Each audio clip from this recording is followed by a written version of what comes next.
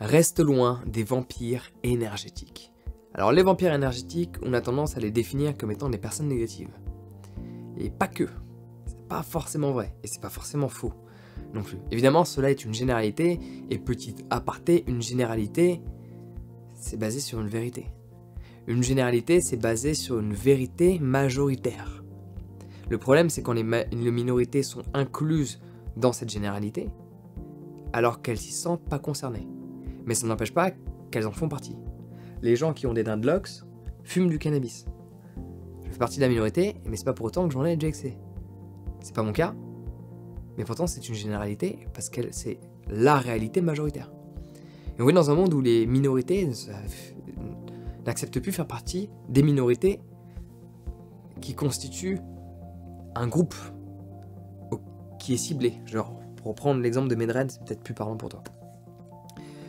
Donc, sinon on pourrait pas examiner le comportement humain, on pourrait pas examiner le comportement des foules.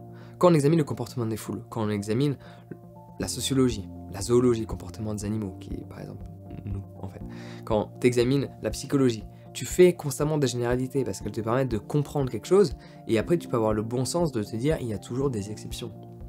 Mais tu peux pas commencer par l'exception, il faut commencer par la majorité, sinon ça va pas fonctionner. Donc ça c'était une petite parenthèse que j'avais envie de clarifier. Là où je veux en arriver, c'est les vampires énergétiques. Évidemment, du coup, par définition de cette généralité, qui est la réalité majoritaire, ces gens-là sont souvent négatifs, et pour être plus exact, perçus négativement par plein de gens, pas que par toi. Si cette personne est perçue négative que par toi, elle l'est pas forcément. C'est peut-être toi qui ne supportes pas certains caractères, personnalités de cette personne. Ouais. Certaines facettes. C'est un rôle qu'elle décide d'avoir, d'incorporer. Et tu te dis, mais elle est infernale ou elle est négative, ou peut-être c'est juste ton interprétation de son expression faciale. La personne, quand tu lui parles, elle est comme ça. Tu te dis, mais elle est négative. Ça se voit qu'elle pense à la négativité quand je te parle. Non, peut-être qu'elle est juste concentrée. Donc il peut y avoir ton interprétation, il peut y avoir ton ressenti, il peut y avoir plein de facteurs. Mais quand une personne est définie par plein de gens négatives, enfin comme étant négative, ça peut être le cas. Et une personne négative forcément va t'épuiser. Mais une personne négative qui t'épuise n'est pas forcément un vampire énergétique. Là est le point. Okay, un vampire énergétique n'est pas forcément une personne négative. Une personne négative, surtout dans ce sens-là, n'est pas forcément un vampire énergétique. Parce qu'il y a des gens qui sont négatifs, mais ils sont drôles. Moi j'ai un pote, il est négatif, il est à mourir de rire. Il se plaint, il est à mourir de rire.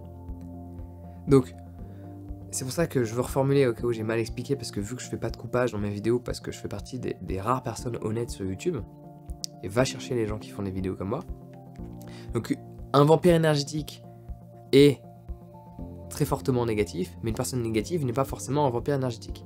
Si la personne est négative, mais il y a un aspect un peu drôle, le fait qu'elle se plaint, etc., ça devrait pas te puiser énergétiquement. Donc le point de cette vidéo, les vampires énergétiques dont il faut rester absolument loin, c'est toutes ces personnes qui sont pas forcément négatives, et il y en a, mais ils ont quelque chose dans leur énergie, ils ont quelque chose dans leur caractère, ils ont quelque chose dans leur personnalité, leur manière de se tenir, leur manière de prendre de l'espace, où ça t'épuise, ça te fatigue. Tu sens ne pas pouvoir être toi, tu sens ne pas pouvoir t'étendre, tu sens ne pas pouvoir montrer au monde qui tu es quand ces personnes sont là. Reste loin de ces personnes. Alors tu as deux manières de voir les choses. Tu as de rester loin de ces personnes-là, parce que sinon tu ne pourras pas te sentir toi, te sentir à l'aise, te sentir pouvoir briller en fait. Parce que ces personnes t'épuisent et tu as l'impression que sans même qu'elles parlent, te ramènent vers le bas. Et donc ça n'a pas forcément un rapport avec la négativité, mais plus avec ce que la personne dégage. Donc le mieux c'est de rester loin de ces personnes-là, pour que tu puisses briller dans ton quotidien, mais pas que. Oui, il faut en rester loin, mais pas que. Parce que forcément tu vas être confronté à des moments donnés, à des situations où tu vas être forcé, de par X situations de la vie, de par X scénarios, à être confronté à des vampires énergétiques, et tu pourras pas t'échapper dans l'heure. Pour X raisons, par exemple professionnelles. Donc il va falloir aussi réussir à briller quand ces personnes sont là.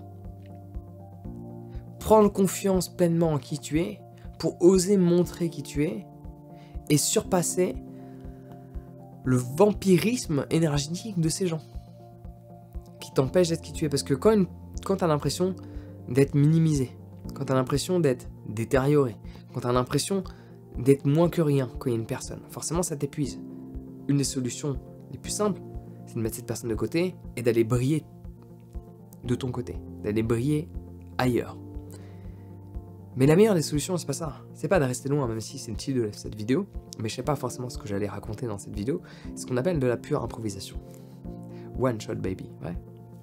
Donc, ce qu'il faut faire, c'est au-delà de s'éloigner, avoir assez confiance en soi, pas pour les confronter. Pas pour les confronter, mais pour briller pendant qu'ils soient là. Pour briller en leur présence. C'est-à-dire que tu te sens moins toi, et ben tu vas faire ce travail de dire ok, je vais faire en sorte d'être moi malgré que cette personne est là. Je ne vais pas laisser son énergie, je ne vais pas laisser son caractère, sa personnalité m'empêcher d'être qui je suis. Sinon forcément ton énergie va diminuer. Tu vas te sentir épuisé. Donc évidemment dans ton quotidien il ne faut, enfin pas que, je peux que te recommander que les gens que tu acceptes toi dans ta vie, qu'ils soient pour le coup que des gens qui vont valoriser ton énergie, où tu as l'impression qu'ils ne sont pas que là dans le prendre, ils sont là dans le don, ils te permettent de te nourrir, et toi tu les nourris également, il y a cette relation bénéfique mutuelle, mais il va falloir faire face, à un moment donné, à être fort, à développer du caractère, à développer de la personnalité, pour ne pas se laisser vampiriser par des gens, parfois négatifs, parfois pas, qui vont être présents dans ton environnement et tu pourras pas y échapper. Imagine, tu es dans un avion, il y a des gens qui disent oui, moi je fais ce que je veux de ma vie. Bon, ok, tu es dans un avion. Il y a une personne qui bouffe ton énergie qui est à côté, tu le sens. Évidemment, tu peux changer de place, mais si l'avion est complet, elle ne change pas de place. Il dure combien de temps le vol? Ah, il y a des situations où tu ne pourras pas échapper. Et chercher un échappatoire n'est pas la solution permanente.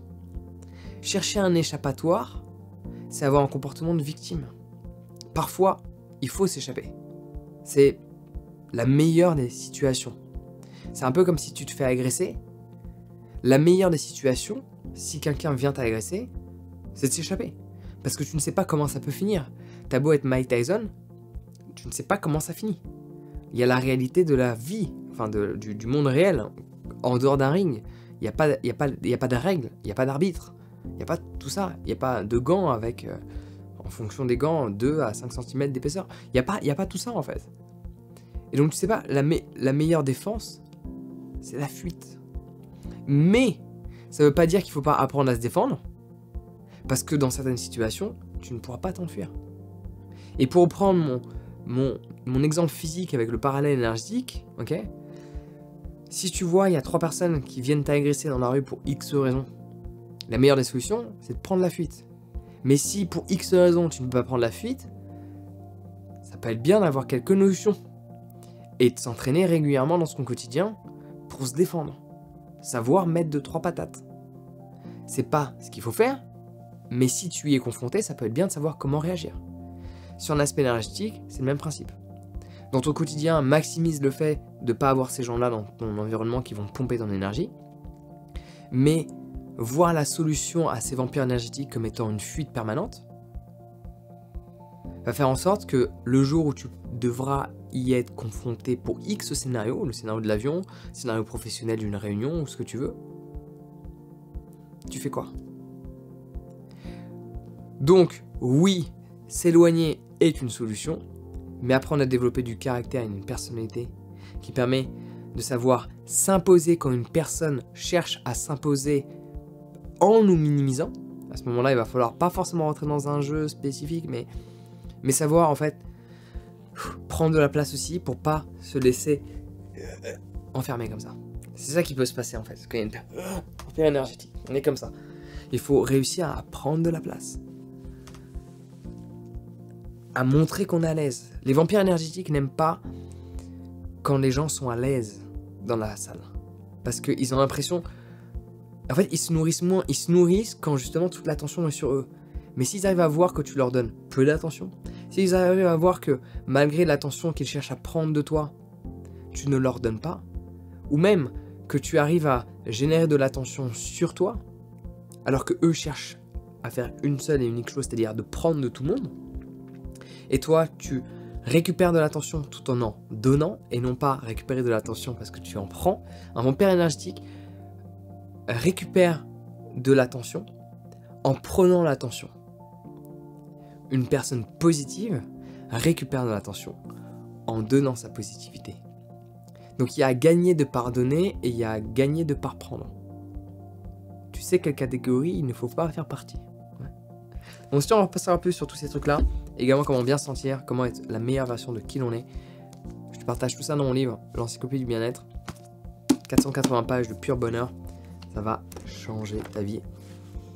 Et ça sent la connaissance et ça sent la vie qui change. Ouais. Ça sent la vie extraordinaire même. Je te mets le lien en description, tu peux le commander dès maintenant sur mon site internet, sur ce Prends soin de toi et passe une excellente journée.